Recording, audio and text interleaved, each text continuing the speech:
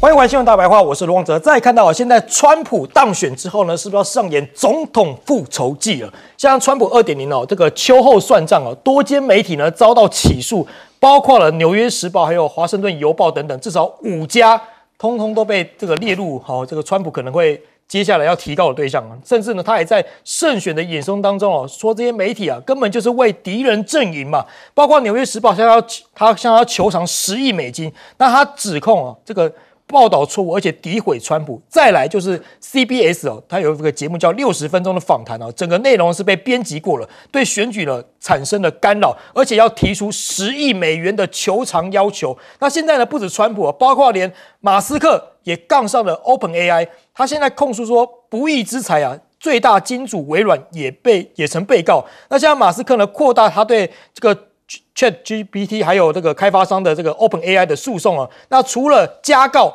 这个情况之外呢，还将对这个 OpenAI 的最大金主微软也列为被告。可是微软为什么被告呢？是不是微软在选前啊捐了16亿台币挺贺锦丽，所以现在要被清算了？现在大家也引发讨论。那再来，川普的新内阁大家也讨论度非常高。那川普新内阁难道都没有事情吗？现在也被起底了。这样川普啊打破传统，部分内阁人士要跳过FBI 的背景调查。那之前呢是透露，川普决定某些人将跳过这样调查，改由民间公司来审查背景。那甚至有些这个川普的国防部长的人选也被点出说，过去也有性骚扰的一个情形，甚至他过去也曾经说是跟极右派组织有关系的，甚至身上还有相对应的刺青文字。这个也被大家拿出来讨论。那另外呢，包括了川普提名的这个国家情报总监加巴德现在也惹议了，所以日媒说，日本媒体说，根本就是日本的敌视发言，因为他在2023年发表了日本敌视发言说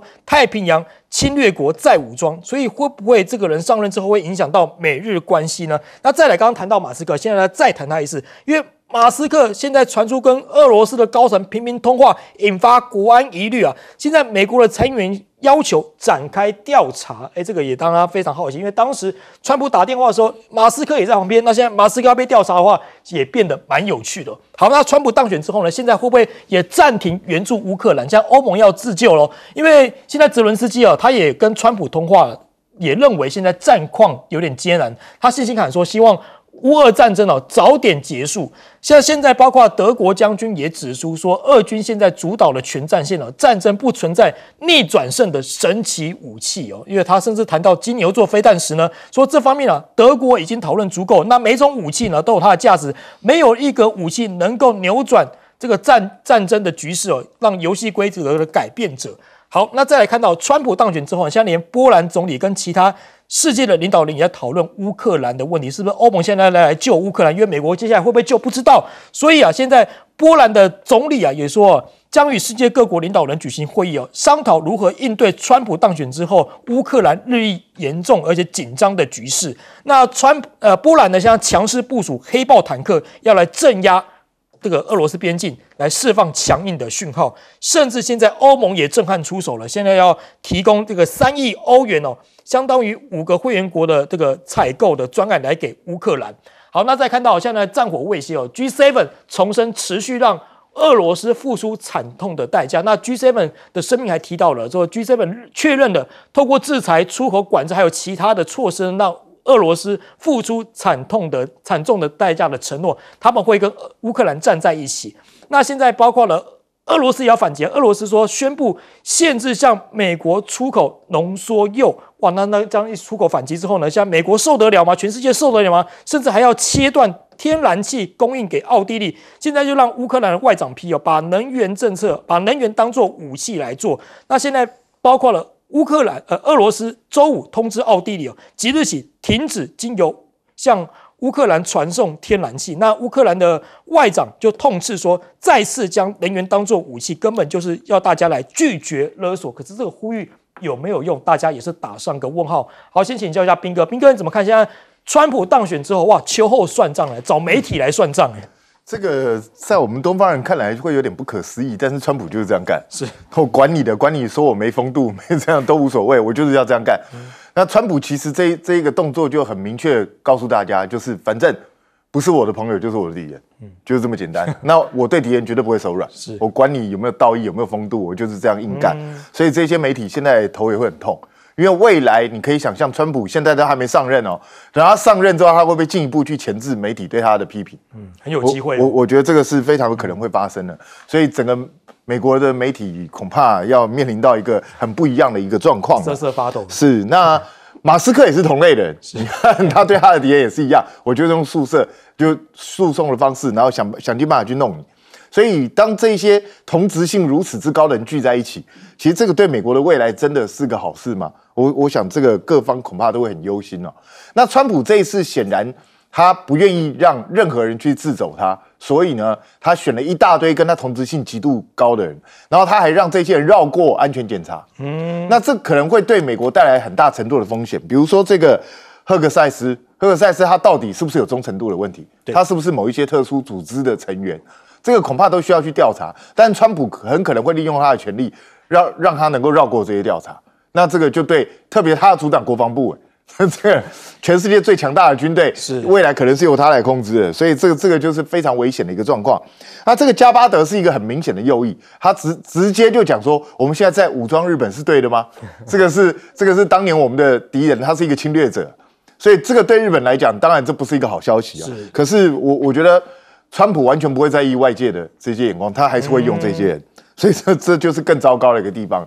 那马斯克当然现在他跟川普还在蜜月期，对，他看起来据说他现在都还待在海湖庄园那边不走，让那个川普的很多幕僚其实心里头很不是滋味，像是闺蜜一样。对，那问题这个蜜月期能够持续多久不知道，但只要这个蜜月期还是持续的，任何对马斯克的调查大概都会变成不可能。我觉得川普都会护着他，所以未来到底会怎么样，就看他们的蜜月期能够延续多长。那可是呢？你看泽连斯基最近的一些表现，你就知道，其实他自己心里头已经意识到乌克兰的结局不妙，所以他现在已经松口说，其实他们倾向于用外交的方式解决这个乌克兰战争。可是，当你现在愿意解决的时候，普丁愿意吗？普丁如果正顺风顺水的时候，他还要跟你谈吗？那他如果要跟你谈，提出来的条件是你能够接受得了吗？所以我觉得这个对泽连斯基跟欧洲都是一个大麻烦。那欧洲这些国家当然一方面希望能够持续支持乌克兰战争，可是另外一方面，他们的资源也差不多接近枯竭，他们也很难再提供什么东西给他。那他们心里头也很清楚，如果乌克兰整个兵败如山倒，那接下来危险的就是欧洲这些国家。是，所以他们到底要怎么样去面对？那现在看起来好像都停留在口头上，包括 G7 啊，做这些宣誓啊。可是问题是，这些欧洲国家自己要担心的就是，现在马上就要换人了。川普一旦上来之后，川普的态度到底是什么？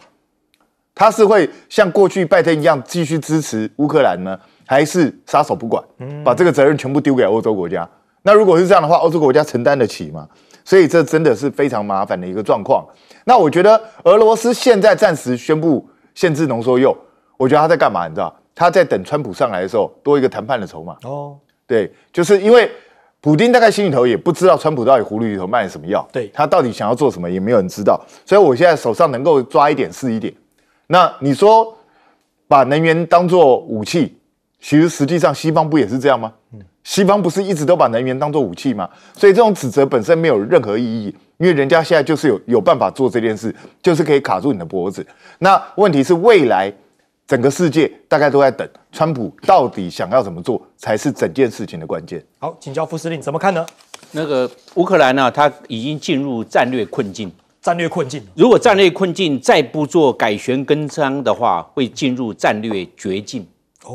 困境变绝境。对，因为俄罗斯在这一方面有北韩帮忙啊，有新的武装力量进来了，但是全世界195个国家没有一个国家愿意派兵帮助乌克兰。是。乌克兰怎么打？俄罗斯已经够强大了，他还有朋友。乌克兰全世界没有一个国家派兵进去，他怎么去面对俄罗斯跟北韩这大军呢？是，所以他可能再不做修调，可能进入战略的绝境。他有3个限制，在乌克兰战争爆发，乌克兰的国家的战争资源就已经非常有限了。是，那在这个有限的状况之下，它是农业跟半工业的国家。在生产这一方面呢，本来就有限制，那他这个怎么样去能支撑这个战争打那么久？没有办法。因为他这个先天的条件，战争资源就是有限制。第二个，他从来没有掌握到战争的节奏，一定要掌握战争的节奏，才会有战争的主动权。对，他没有，战争主动权都在俄罗斯这一方，乌克兰是困境。那你这个没掌握战争主动权，你就跟着对方的节奏在跑，那你怎么样去反败为胜？所以他是没有反败为胜的空间，他反败为胜的机会是一定要其他国家帮忙，但其他国家不派兵，那他就陷入战略绝境。第三个，他到处借贷，呢，包含北大、欧盟这些国家，也包含美国，总共借贷了给他2000多亿美元，也就是6万多亿台币。你看这个将来要还呐。这两个国家，美国就950亿美元呐，那是欧洲1200多亿美元呐，不止6万台币了。对，那就6万亿台币，对，6万亿台币，6万亿台币怎么去还？6万亿，这个乌克兰都要卖掉了。对，6万亿也不得了啊，那这是6兆台币了，就6万亿。对，那怎么办呢？都抵押出去了。最重要是卡在什么地方？乌克兰没有中战指导。要有一个中战指导，就跟在股票市场要有一个停损，到此为止，我要停损，要这样，他没有停损啊，继续玩，那只能拿火力取代人力。那你看看这些 F-16给他了，有没有改变战局？没有办法。金牛座给他，你再给他的金牛座飞弹，再给他50枚、100枚，没有用，没办法改变战局。一样，因为它只有战术价值，但是却没有办法改变大战略。你怎么办？像 F-16都给他了。他现在甚至 F-16他还缺飞行员，那怎么办呢？有飞机没有人，是怎么办？要训练一个飞行员要2年以上，那他缓不济急，根本用不上。所以我们可以看呢，这些各种的条件来看呢，现在火力受限了，人力也不够了，士气也低落，逃兵又很严重，那这些都问题，怎么样去解决？而且结构改变不了。那我们现在看波兰现在在这个重兵往前推，对，那很简单，波兰就是北约的最前线。他北约最前线的话，他这个前线建立波兰防线，换句话作战到乌克兰为止，我们北约 OK 是这个样子。那这个北约在这一方面呢，他这个向前的部署，却不参战，很清楚，要不参战你早就该参战了。所以你看，他向前部署，但却不参战。那第三个建防火墙，那防火墙就在乌克兰跟波兰边境。那不要忘了，在乌克兰的西部啊。除了波兰之外啊，还有罗马尼亚，还有保加利亚。那这个地方当然也建，只是波兰的边境是比较长。对，那就包含罗马尼亚、保加利亚这一线，都有一个我们叫做北大西洋公约组织，叫做北约防线牵住。换句话说，那这个整个作战就框限在乌克兰，所以倒霉的还是乌克兰。那乌克兰怎么样去自救？他可能难以自拔，变绝境哦。那请教一下李教授怎么看呢？对，我觉得我们看一下那个川普的用人啊，其实我觉得这一次川普应该是比第一次当总统的时候更有准备了，因为你看现在是11月5号才刚选举结束，对，现在还不到19号，2个礼拜之内，其实川普的国安团队基本上已经差不多都成型了。那对比他第一次明显的不同啊，而且这一次大家可以仔细看，他用了蛮多中壮代，包括国会议员主要的这几个位置啊，国防部长这个。国务卿，还有包括所谓的国土安全部的部长，还有包括国家情报总监、中情局局长，但是40几、50几岁为主。他第一次担任总统的时候可不是，第一次担任总统的时候，他请了很多军中的退役的高阶将领出任国防部长，包括马蒂斯60几岁，前陆战队的上将，也包括后来第一个他的国安顾问。陆军的3星中将退伍，第二个国安顾问也是来自于军旅，还有国土安全部的部长凯利也是4星的陆战队上将。但现在他其实不用，更有自信就用自己人。我相信这些名单他心里面早就有谱。那第二个是当然现在即便是共和党在国会参议院掌有多数，至少53席，那民主党一定是磨刀霍霍。但是这些人选推出去之后，可以看到这几天可能。不友善媒体就开始在找这些背景，包括国防部部长。但目前川普就力挺，意思是说这些人选只要能够挺得住、爱得过，当然就是顺势，他还是会正式的提名，会直接去用，这毫无疑问。第三个是马斯克，我觉得他的角色真的是比较特别，因为大家都说他的蜜月期跟川普能够维持多久，但他现在有点涉足的地方是跟外交事务相关。对，那这一点可能就跟川普赋予他的重责大任这个。政府效率部是超过这个范围，因为当川普跟泽连斯基通话的时候，马斯克在旁边，马斯克还去见了这个伊朗的相关的人士。那这一点，我觉得重点就必须是川普知情，而且要充分的授权。那再加上大家一直认为说，有可能，因为马斯克跟中国大陆关系比较友善，好，所以未来要怎么样去做协调，我觉得还要去看。以川普为主的这个国安团队，他在这些众多的外交关系里面怎么去定调？要讲一致的话，口径一致，而且动作一致。这一点在川普第一任期的时候没有这么完美。当然很多人那时候说这搞不好是川普刻意的，有人扮黑脸，有人扮白脸。但是对比于拜登政府这4年，其实他的高层官员是国务卿、国安顾问跟国防部长，其实4年就用同一个。政策的稳定度非常高，官员熟悉他的业务，而且讲话你不会发现说有任何的矛盾。那现在就是要考验川普这4年他会不会比第一任期更加的精进、进化版？我觉得看起来是的。好，我们休息一下，广告回来继续讨论。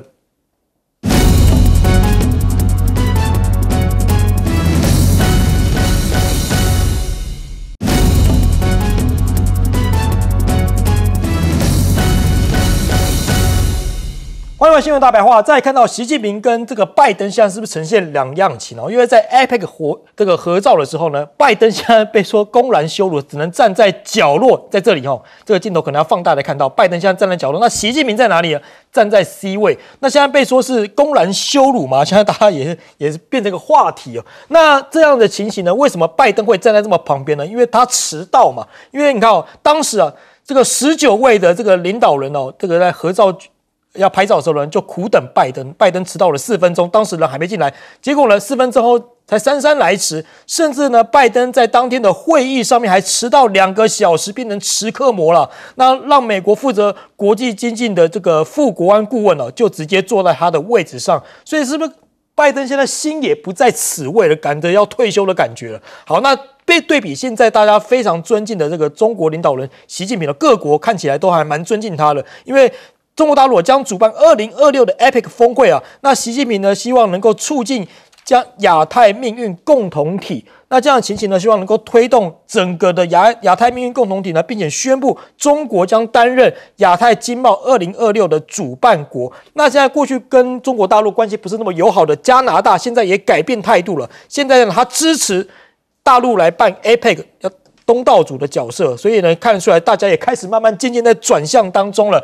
那不止加拿大，现在呢，习近平参加这个 APEC 超忙，连见6国领袖，包括像南韩的总统啦，包括像泰国的总理啊，包括像新加坡的总理，通通都见面。那现在还包括像是分别见会这个日本、韩国、泰国、纽西兰、智利、新加坡等领导人。那现在呢，日本媒体也分析这个10席会这个石破茂跟那个习近平的会面现在中国有意拉拢日本以来因应川普上台，因为这样背后分析呢是希望说原定20分钟才结束，像拉长到35分钟，两人会议面才结束。那里面谈些什么呢？共同社就报道两人就福岛核污水排海还有中国恢复进口日本水产品现在达成共识了。这个是中日两方的会面情形。那大家看到现在大陆产品呢文化输出拉美现在美国现在很担心因为他说过去是美国长期输出拉美，那现在中国快速进入之后呢，就变成美国的问题了。尤其大家讨论度非常高的就是这个前海港，现在导入进去之后呢，拉丁美洲各国也开始紧张，包括美国开始紧张了。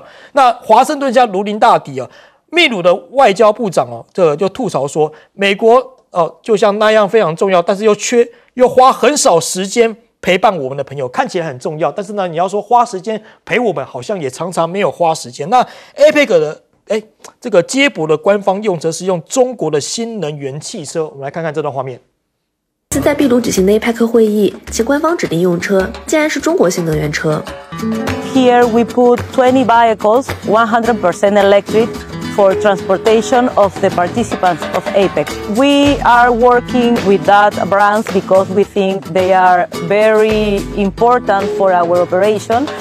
Es muy cómodo, en realidad es muy cómodo y el carro se puede decir se maneja de la manera más fácil que de todos los carros que manejaste ese carro que. 请问这是你第一次驾驶中国汽车吗？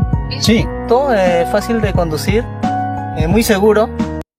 我们看到秘鲁当地的司机还称赞说这个中国的能源车最好开。那为什么秘鲁跟中国的距离这么近呢？大家也很好奇，因为明明他们距离是1.7万公里这么远，可是看起来情感距离很近啊。因为有300万的国民有华人血统，而且秘鲁每年的2月1号就会定为秘中的友谊日，全国至少有1万间的中餐厅10个国民就有1个华裔血统，甚至在利马的唐人街上随处可以见像这样子吃饭这个餐厅，就是吃饭的意思。这个招牌随处可以在秘鲁的唐人街都可以看到，你就知道现在秘鲁跟中国两方的民众的关系是有多么的近了。好，那再来看到秘鲁现在也掀起了汉语热，学习的人数日益剧增。那包括了孔子学院办书法比赛来克服这些大家学习汉字的困难。那这个学员有多少呢？根据这样15年前在秘鲁创办的孔子学院培训中心已经有笔译口译等专业人士。那毕业的学员已经到了1200多人。那汉语课程呢，一共有1.4万人。就有学生就说，就商务上来讲他发现懂中文比懂英文什么都重要，因为你出差或接触公司，懂中文的同事都要用上中文。那再来看到这个是中国非常有名的网红，叫做李子柒，他的新片推出了像1.4亿人观看哇，包括他的这个治漆器严重过敏，这样沙包脸包着沙包肿成像电视机一样这种感觉。那现在呢，大家很好奇，他频道停更3年之后呢，日前一口气发表3部新片，首支影片呢就是记录他这个漆器的过程那12号上片之后呢，微博就高达了1.4亿人观看数那包括像是 YT 上面有1200万人次点阅，相当惊人。那他复出之后呢，其实包括了 YT 的留言区有6大洲的各国语言都在说很想念他，希望他回归。那为什么他的影响力这么大呢？我们持续来看，就是他停更这3年里面那李子柒在海外的影响力不但没有被消减，反而他的海外的社群平台的粉丝数还增加了500多万人。那看到他回归之后呢，当然有些人就要酸言酸语了。这个呢就是 BBC 就开始有点要酸言酸语的感觉。他说 BBC 给李子柒打上了一层灰色滤镜一篇标题写着我很想你们，中国社交媒体的宠儿又回来了。但是报道里面给李子柒打上了中国政府跟中国共产党的标签，并且声称他能够在自媒体这个行业取得成功，是因为得到中国政府的许可。那西方媒体现在是不是都见不得中国民众有好的发展呢？这个也被大家质疑的一个地方。好，先请教一下彬哥，彬哥怎么看这个拜习2样情的情形？我觉得有的时候也不用想太多了，就是不可能说故意去羞辱冷落拜登。拜登毕竟现在还是美国全世界第1大国的领袖，所以不可能故意这样做。那就当天就是因为他自己迟到，他怎么迟到那么久？迟到就站在比较边一点嘛，这很正常啊。那但是你们也可以看到的，就是习近平在全世界的地位是越来越重要。是，现在不管你喜欢或不喜欢中国大陆，但是中国显然是在全世界的影响力是越来越加强的。所以各国都还是你看，每天习近平也好，或者中国大陆外交部也好，络绎不绝的就是来自世界各国的这些要员、这些领袖，那不断的大家在会谈，因为世界上有越来越多的事情跟中国大陆产生直接的关联，所以我觉得这个就是一个整个世界的趋势。所以有一些人我知道，只要你去讲到中国大陆好了或怎么样就觉得说不用去抬高中国不用去吹捧中国，我们不需要去抬高跟吹捧。因为事实摆在眼前，就事论事就好了。对，它就是很重要的一个国家，谁都不可以忽视这一件事情。所以我觉得这个事情，如果我们自己都没有办法看清的话，那这个蒙蔽自己的双眼，其实是对自己造成危险。我觉得这是摆在眼前的状况。那现在呢，他在秘鲁这个地方，在美国很不高兴的情况下，他也是开通了前海港，是，然后在那边开始扎根了。那他跟秘鲁之间的联系也越来越多。虽然美国一直想要干涉，可是干涉不来。为什么干涉不来？就是你美国只出一张嘴，你真正该你出钱出力的时候你都不出，你就出一张嘴，那就叫别人听你的。抱歉，没有这么美的事情了。所以中国大陆他愿意协助做基建，愿意贷款给你，愿意帮你拉拔你，然后大家一起成长，一起来赚钱。那对世界上很多国家，特别是缺少资金的第三世界国家来说，当然是跟中国大陆合作会比较好啊。跟你美国合作，你美国贷款给我都还要对我那个说三道四，还要去指责我的政治制度，要干涉我的内政，不是吗？美国不是向来都这样干吗？那还不如我去跟中国大陆打交道会比较好一点。所以美国如果不赶快改变自己在国际政治上的一些作为，对国际社会，美国要尽更多的责任，付出更多的代价。如果美国不打算这样做的话，那美国在那个国际势力的消退，我觉得是板上钉钉的事情啊。这是秘鲁秘鲁是在南美洲，是美国的后院美国向来把中南美洲视为它的痉挛的，可是现在就是被人家突破了。所以美国自己不赶快去补救吗？不去赶快做一些事情吗？如果不做的话，就是眼睁睁看着中国大陆把它抢走。那当然，中国大陆很擅长于利用，包括孔子学院啊，包括各种经济的活动啊，去跟这些国家结合。是。那如果对当地人有益，又何乐而不为呢？那当然，西方都会说，你看，这就是中国大陆企图把他手伸进去。那我就觉得很奇怪。那你美国、你欧洲，你们也是透过同样的方式，你们也把这些触角伸到全世界各个国家。那为什么你做可以，别人做就不行？我就想请教为什么？那至于李子柒这个东西，说真的就是一个网红嘛。那他之前做美食的频道，很多人看，很受欢迎。然后他也会做很多东西，除了美食之外，也有人叫他李万能啊，因为就说他什么几乎都会做。对啊，那就是一个很受欢迎的一个网红。那停更了这么多年之后，突然又复更了。那所以很多粉丝很高兴，就是这样子。那你 BBC 连这个东西都要去扯到政治，我觉得你 BBC 的脑袋应该赶快去修理一下。好，我们请教副司令怎么看呢？中共的这个大战略，我们尤其看这个经济战略啊，它是三步走。第一步走它就是欧亚。欧亚的话有海上丝路，有陆上丝路。海上丝路从这个东海或者黄海这样下来，经过南海，然后穿过马六甲海峡，进入阿达曼海峡之后进入印度洋。印度洋的通过阿拉伯海，再进入红海，再通过苏伊士运河就进入地中海。整个欧洲跟亚洲整个串在一起，这是海上丝绸之路。陆上丝绸之路我们知道有个中欧班列。中欧班列从中国大陆一直串到整个的欧洲去了。中欧班列总共是13000公里，是全世界上最长的铁路。那到现在为止，到今年已经到达10万班列了，就是这一列火车啊，它一列火车都是100多节的，因为它要运很多东西。这个已经到了10万，到今年到10万班次了。然后现在在开什么？现在在走北冰洋，北冰洋就是北极航道，北极航道要夏天，大概每一年的5月到每一年的9月。冰化掉之后，而且以后地球软化了，北冰洋会没有冰，直接过去，因为一穿过这沃霍次克海、白令海峡就进入北冰洋，一出去就是北海了，北海就是英国了，对，跟那个北欧，我们叫丹麦跟挪威，就是这样那么近。现在，所以你看，它这个海上之路，这个陆上丝路，北冰洋之路，这个就是我们讲的欧亚经济战略出来。再第二个，它就指向非洲，因为非洲总共54个国家，但中国大陆就把钱砸进去。砸了11000亿美元，11000亿美元，这是54个国家，除了史瓦蒂尼之外啦，因为史瓦蒂尼以前叫史瓦济兰，跟我们有邦交，对，那就是53个国家，它整个投资进去，投资了11000亿美元。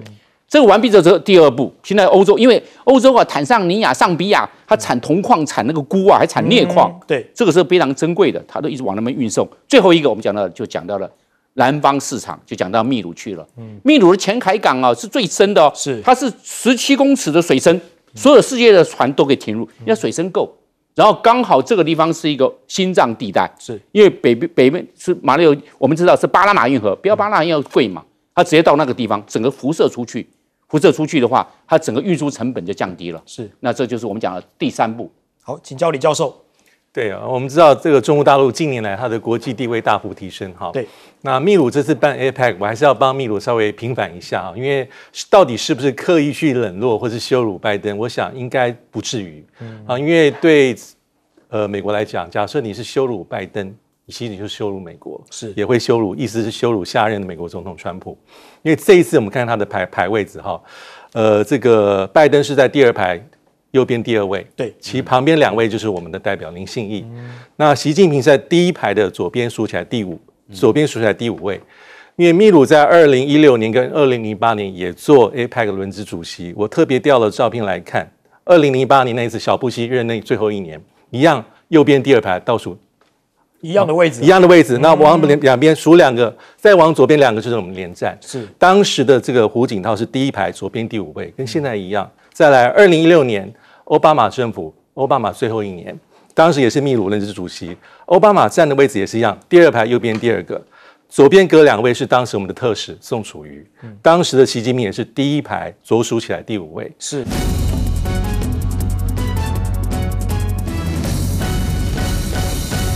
看我们在 APEC 上的处境呢，不过有一个人可能心情会不会更觉得酸了一点呢？这个是在 APEC 大合照的时候被说有深意吗？画面上我们来看一下啊，拜登在哪里？哇，这个画面已经到后排，找不到吗？在后面他走来了，站在第2排的右后方。林信义就隔了他一个，还相对往中间靠了哦。当大家看到这个画面的时候，你看拜登在这儿，习近平在这儿。这个是秘鲁的总统在中间，可是其实我们仔细看一下，当然 Bloomberg 的说法是说有新闻稿就说这是按照字母United States， 所以是按照字母站在后面，这是站着按照位置排的，是其他的国家可能没有按照应该有的顺序乱站，那是吗？因为过去呢其实没有一定的常规，川普去的时候也曾经站在中间一点原来 C 开头 China 比较好站嘛我不知道，但总之拜登在这个后头就会感觉真的心有点酸，人走茶凉现在美国的路线究竟会往哪里走？各国都在观望，但很明确知道说不会是拜登的路线嘛。所以当习近平跟这个拜登在 APEC 场边会谈的时候呢，强调的是什么呢？习近平强调美中关系起起落落，维持关系稳定的目标没有变，所以希望跟美国政府保持对话，推展合作，管控分歧。那要求呼吁美国做明智的选择。拜登说美中对话预防误判，确保两国的竞争不会变成冲突。说真的，这个时候拜登的任何谈话可能也都没有办法代表着美国未来的路线跟发展啦。那所以我看到我们林信义还特别去致意啦，邀请他到台湾来访问，拜登一定觉得很暖嘛所以看看这个对话里头，习近平好像是每一个人，不管是拜登还是习近平，大家谈话都要谈给川普听的。像这一段例如要有正确战略认知，新冷战打不得也打不赢要有信用要平等对待不要踩红线等等的。纽约时报报道，这2个人都在对一个不在场人的发言，川普谁能够主宰棋盘？这个是秘鲁的高层说，习近平现在才是 APEC 的明星外媒这个报道的封面说的是什么呢？已经在这个棋盘上，红色的棋子几乎团团把美国逼到绝境。它形容词是什么？中国人喜欢玩的是围棋啦，不像西洋棋不太一样。围棋不是说谁称霸，而是谁能够主宰棋盘，把它围起来。说真的，该吃的江山就吃下来了。他们认为呢，习近平几乎把秘鲁变成他的棋盘，胜利显而易见。而这次 APEC 出席这么多领袖，最大的明星自然是习近平。看到盛大的欢迎的队伍，还有前凯港，当然很重要。所以秘鲁总统说跟谋求国家发展最好的榜样是谁？他指的是中国。两国之间关系很亲近，而且跨越太平洋，跟中国拥抱在一起。好，那来看看前凯港啦。通过了前凯港的各种合作，几乎打通另外一条重要的航道的时候，川普的过渡团队顾问克拉夫说话了。他说，如果你们有货物透过这个港去通过或运送的话，那就应该要缴纳60%的关税，就像从中国出产的产品一样。也恐吓可能会透过从这个港口去出口或代替掉美洲的重要的通路的这个可能的国家，就恐吓大家。而高盛分析报告里面指出，中国大陆可能就是川普贸易战2.0的第一个头号目标。他以上任之来，当然从他目前所用内阁就可以知道，马上就要对中国出手的话，他的分析认为可能初期未来是60%的关税，初期一上任可能就会先提高20%。但如果前中国人民银行副行长朱明就说了，如果真的到这个60%关税的那一天的话，北京必将展开报复。这当然是也许是全球一个经济供应链的大灾难、大挑战了。川普的贸易关税战要来了吗？高盛下调了包括铜的目标价，还有连金价也趴到了2500到2700。那美股当然一开始有庆祝行情，后来也在波动当中。亮哥在 APEC 上看到的画面，拜登的处境似乎也说明了一二。表面上就是字母排列啦。那拜登 APEC 本来就没有提出什么 offer 嘛，他也快卸任了这个中国大陆是这样啦，因为它最近几年的那个货贸如果论货贸啦，那中国跟拉丁美洲的货品贸易已经超过美国啊。那个基础建设也是迅速在成长嘛，合作。那很多国家都有重大的项目在进行啊。不过如果就贸易额啦，因为贸易额你要加上服务业啊，那美国还是第一啊。可是拉丁美洲已经发展到了一个阶段，就是他们需要工业的提升嘛。因为你可以看到拉丁美洲啊，不是矿物出口就农业出口，所以它的人均所得大概到1万就见顶了啦，就上不去了啊。像秘鲁就是接近8000，所以他当然很希望能够有什么东西可以拉他一把嘛啊。那刚好那个前海港，还有另外一个港口啦，可是很近啊，那2个加起来就会变成南美洲第1大港区了啊。那因为它未来还会有2洋铁路要慢慢往巴西那边开嘛啊，因为这个可能要比较长的时间你才看得到，因为它要凿通到大西洋啊。这个如果凿通了，那我跟你讲，巴拿马就完蛋了啊，因为很多就会透过前海出去啊。而且你要知道，前海港是一个智慧化的港口啊。那你知道那个美国的港口几乎都是传统港口嘛，巴拿马也是啊，所以他们在不管是那个操作啦，它需要的天数啊，会远比前海港要多，一般估计是多10天。那这个就很要命了啊。所以前海港开始运作之后，你几乎可以预期了，就是巴西稍微靠过来一点啊，或者是乌拉圭啦、智利啦，他们就会想从这边出去嘛啊。那现在一句话就是从前海到上海啊。像第1大全世界最大的港口也在上海啊，就洋山港啊，宁波那一带了啊。所以我的意思就是说，这个2港对开的结果，你可以去想象啦，搞不好美国西岸有一些货也从这边出来，也有可能啊。那而且未来事实上，习近平这次是带了400个企业家，他先去访秘鲁嘛，那要投资基建，也要投资一些技术的项目。我认为里面一定有电动车的供应链啊，因为秘鲁这个总统他有去参观比亚迪啊，那直接就跟习近平说很希望中国去投资电动车啊，然后他承诺不课关税，因为秘鲁的人均大概就是$8000左右啊，那中国的那个电动车的价格他们负担得起了，不然你如果是美国的车，25000起跳了，我讲的是美金啊，那所以我觉得这个秘鲁总统就认为这个是他有史以来最好的机会啊，因为秘鲁的政治不太稳定，他6年来好像有5个总统啊，不太稳定啊，所以基本上就是他希望能够用中国的力量，然后稳住经济嘛啊。那我认为其他的党派大概也多多少少有这样的想法啦啊，所以我觉得这个大概就是空前的机会了。那中国大陆直接力量进入美国的后花园，你去想想这是什么状况啊？那你如果回忆2022年，美国不是在这里召开美洲峰会吗？结果8个国家拒绝来啊，拜登开的，在洛杉矶啊，8个国家不去啊。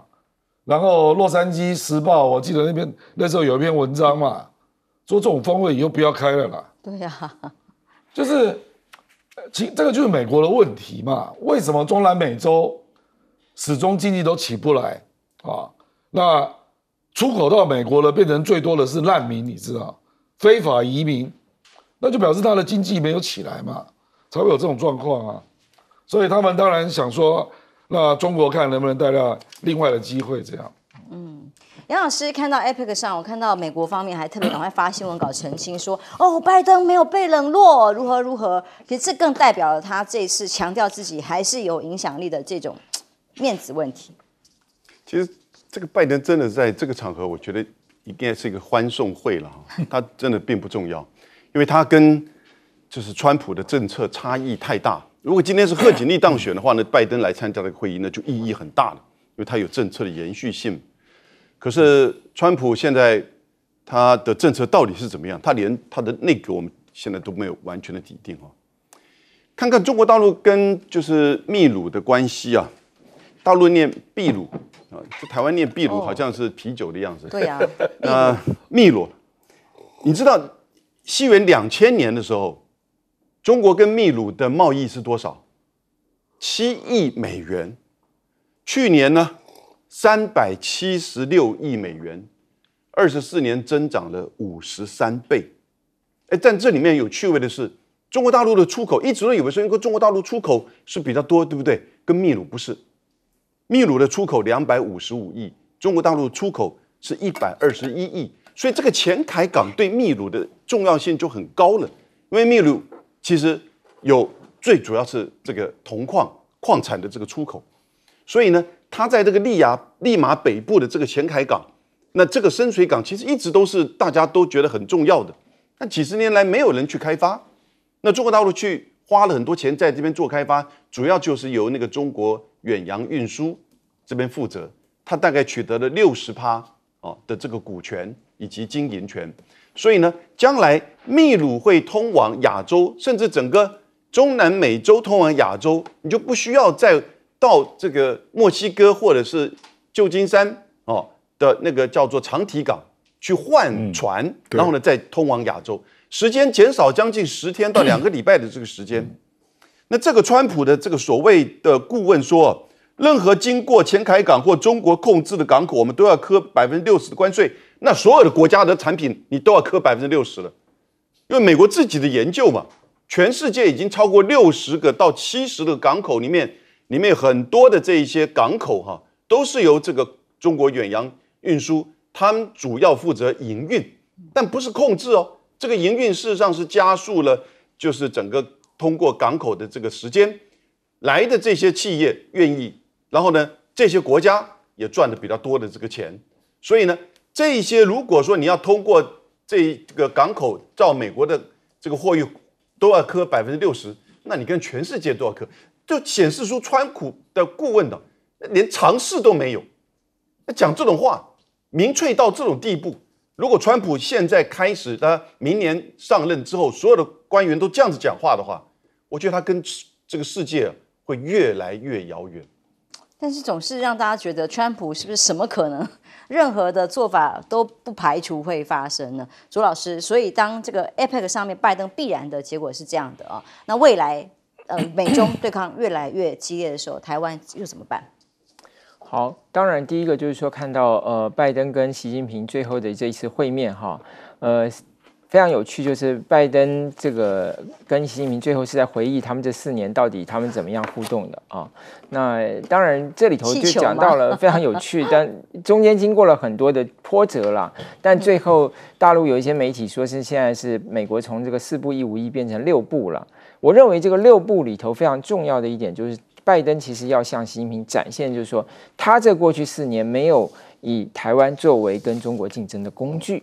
所以这看起来是在讲他自己啦，当然也有期望，就是说未来川普也能够遵循这个方法，能够让美国跟中国大陆之间维持一个有效的跟密切的沟通。我想他的意思大概是讲这个，所以两边都不演了。就是拜登最后你看白宫的新闻发布讲了很多他对于两岸台海情势的很多的关切，那习近平方面当然也讲了，就是说把我们赖总统的名字都直接指名道姓讲出来了，就是双方都把自己的这个想法、真实的想法，他们坦白的提出来哈。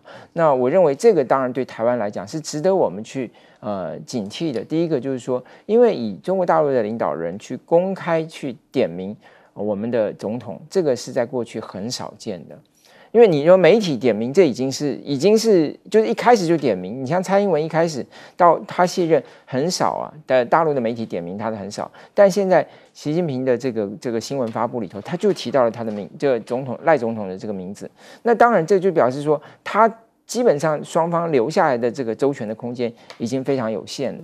第二个就是大家对于川普未来到底采取什么行动，其实还是有很大的这个不确定性的。那当然，所以未来川普才会有人说，川普有可能会把台湾卖掉，因为这个原因就是说大家不确定嘛。那因为大家现在看到说，第一个排出来这些国务卿也好，或者外交团队是很鹰派，可是呢，川普用人的标准是什么？是忠诚，是要忠于他的这个路线。而川普本人又是交易性的，所以这就更让大家担心。所以我觉得绝对不能轻忽这些中间对于两岸所带来的这种巨大的波折的可能性，以及台湾在当中所面临到这种我们权益的这种很大的这种不确定性。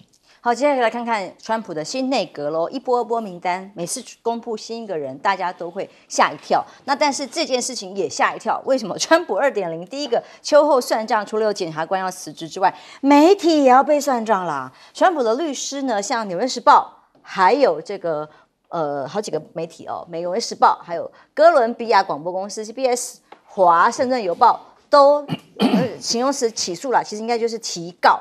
正式的寄出了求偿信函，要求包括有台币325亿啊，各种的金额，认为选举期间这些报道，对他重大的产生的诋毁，要控告他们，而且要求偿。难怪贝佐斯当时不让社论出去支持民主党。所以川普除了在对媒体的态度是如此非常的强硬之外，也把新设的国家能源委员会，果然啊，所有的环境能源政策再回到了原点哦。川普过去曾经要石油业专把这个叫 Trial Baby Trial， 就是尽量的钻让我们的石油业啊，还有发展石化业，发展我们的经济，创造高薪所以任用这位气候危机不存在部长也就可以理解了，因为这一位呢是莱特。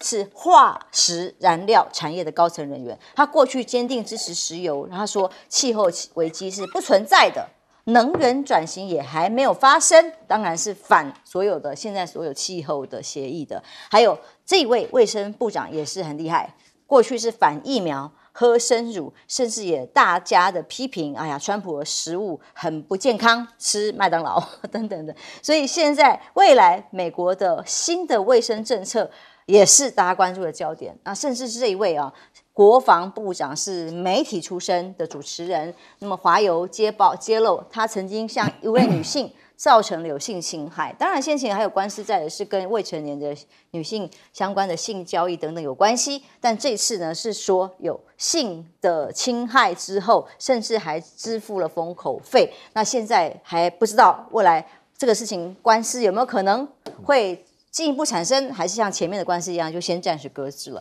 马斯克，我们看到他是要准备来以一个委员会的形态，专门删减政府的预算，现在已经特别列出来的，包括10大项目3800亿，退伍军人的健保费啦，教育经费啦，司法部分支出太空总署的 NASA 啦，NASA 是以后由马斯克SpaceX 直接接任嘛，所以有很多。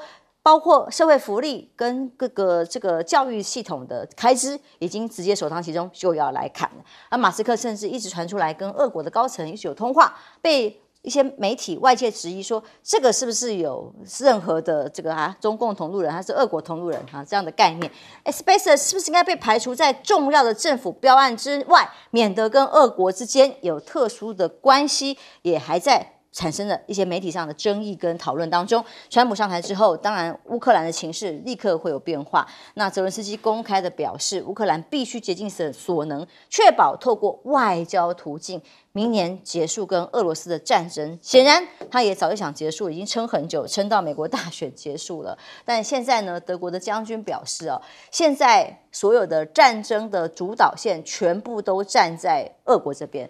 所以，对于有没有可能存在一个什么神奇武器让局势乌克兰有扭转几乎是不可能的。所以是非常严峻的。一觉醒来，接下来乌克兰会不会就出现了一个新的状况？但德国一觉醒来做的事情是跟俄罗斯总统普京通了话了。肖兹跟普京这个通话让泽连斯基非常的不满，也公开的谴责。那内容里头被报道越来越多，包括如果德国有兴趣的话，俄罗斯愿意考虑能源的交易之外，过去2年来跌入谷底的这样双方的关系，现在呢恐怕也因为川普当选会出现了新的变化，尤其是欧洲冬天一来呢，还有很多能源的议题，可能都是德国必须面临的很现实的问题。还有川普迎来欧洲捍卫乌克兰的高风险时刻，欧洲领导人虽然再度的重申说坚定不移的支持乌克兰，但他们都在做一些调整。或者是困难的决定嘛？媒体报道的分析是这样，这是 Financial 财经时报，他们认为，川普试图在乌俄当中达成的和平协议，对于欧洲利益来讲，可能如何保护自己的安全，长期的安全，还要怎么付钱，怎么保护，这个才是他们真正关心的事。亮哥，先来看看这个新的人事啊，包括告媒体啦，还有新的各种部长。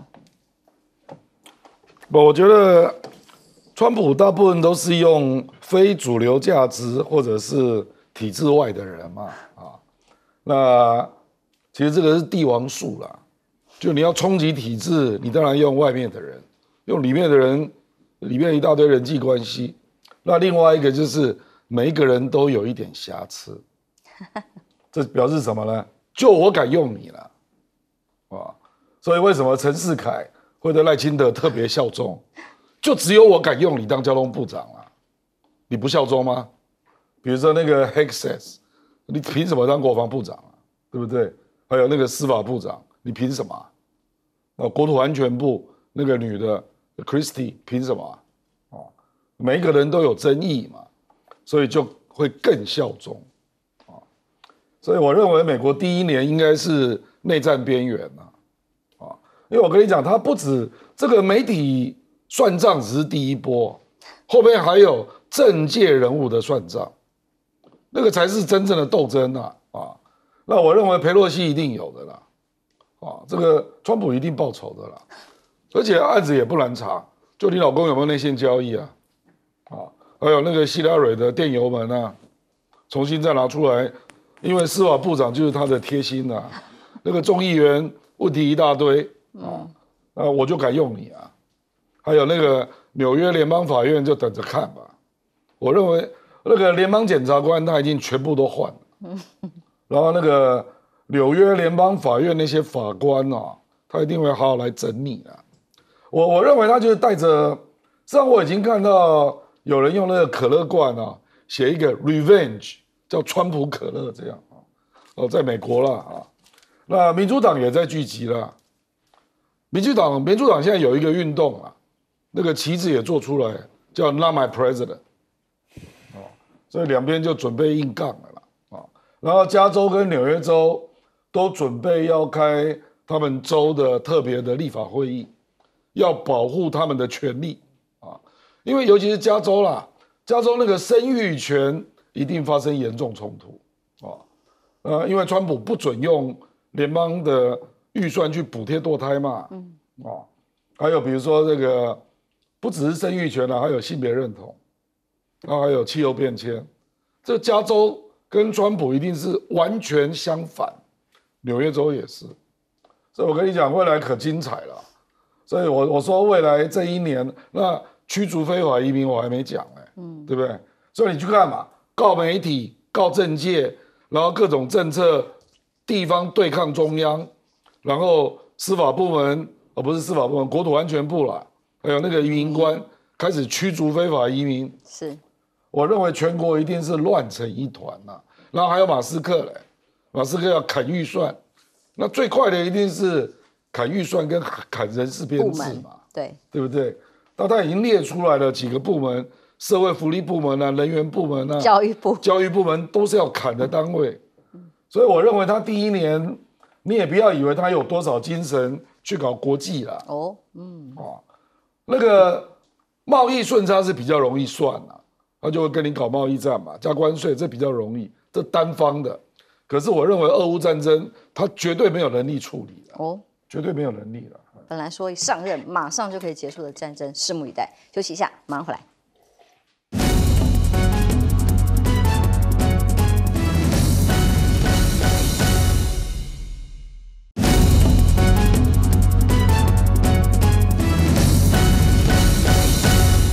川普还没有就任，第一个就对媒体开始先提告求偿，都是非常天价的金额之外，检察官当然也陆续准备要打包走人。老师，川普的第二任呢，是会很激进的第二任，国内、国际都是如此，人事更是如此。你看他现在提的这些人事，你以台湾的标准，你都觉得不可思议。陈世凯算是好咖啦，你知道吗？还没有什么太黑的事吗？没什么负面或者是犯罪的，对不对？你看看，而且呢，陈世凯至少是支持交通啊，那你任命一个能源部长是认为没有能源危机，他上台大概是第一个礼拜就会再次退出巴黎气候协定。所以呢，这个我们本来以为说只有司法部长跟那个情报总监，结果现在这个国防部长也是一样。各位你要知道，这些除了国安顾问之外，都要经过参议院的认可的这个程序。现在的选举的结果，参议院47-53有一席应该是共和党，所以我们说47-53，扣掉一席 Rubio 之后47-52，最后这个任命的结果，我觉得会过，因为毕竟现在共和党已经变成川普党，在现在这个时间点，没有一个共和党的参议员敢不去认同，虽然他们心里面每一个人都不认同这一些人，因为都有问题，所以这整个任命的过程一定会被拉得很长。你不要以为他上来任命，隔一天当部长，没有这回事，起码拖个2个月，甚至更久。如果他们学我们台湾这一招的话，把整个程序给中断掉，因为这些人实在是不要说民主党，一般的有常识的美国人不能接受这些人做国防部长、做司法部长。那《华尔街日报》自己的标题都说，曾经被司法部追杀的人，现在要来追杀司法部，真的。所以各位这个好戏等着看。他可能要去针对一些，比如说他的政敌，川普的政敌所以用一些这个没有经验又听他话的人。但是呢，真的我们必须要讲，普遍的素质太差了，差到你难以想象。我觉得民主党的参议员不会就这样忍下去的。他一定会让这个任命的过程，让你整个媒体蹦出来。现在媒体还好，还客气所以我们台湾这边呢，你不要拿这个所谓成王败寇的观念来看他还没有真正的成，他只是赢了选举。他赢了选举有很多的因素，他这一次的第二任能成吗？我觉得问题很大，然后呢会非常的激动激烈，所以呢国际上也会跟他保持一定的距离的。也蛮好奇的媒体会怎么因应这个后川普现象。休息一下，马上回来。